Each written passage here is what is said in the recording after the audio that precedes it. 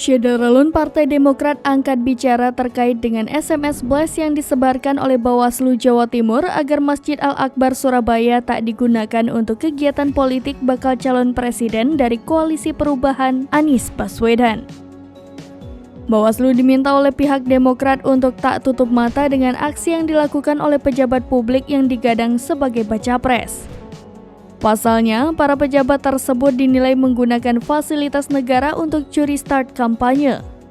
Dikutip dari Kompas.com, Wakil Sekretaris Jenderal Partai Demokrat Renanda Bakhtar dalam rilis tertulis pada Minggu 19 Maret menyebutkan para pejabat tersebut melakukan kampanye sambilan. Dikatakan oleh Renanda, seharusnya Bawaslu menunjukkan objektivitas, netralitas, dan independensinya.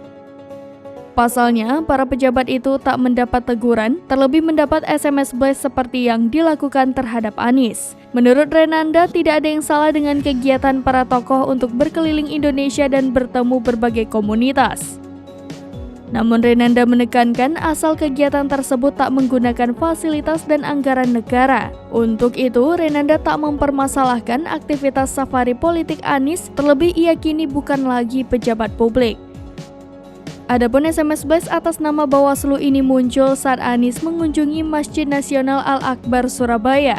Menurut anggota Bawaslu Republik Indonesia Loli Suhenti, SMS blast ini berbentuk seperti himbauan. Hal ini lantaran hingga kini belum ada peserta Pilpres ataupun legislatif yang ditetapkan oleh Komisi Pemilihan Umum termasuk Anies.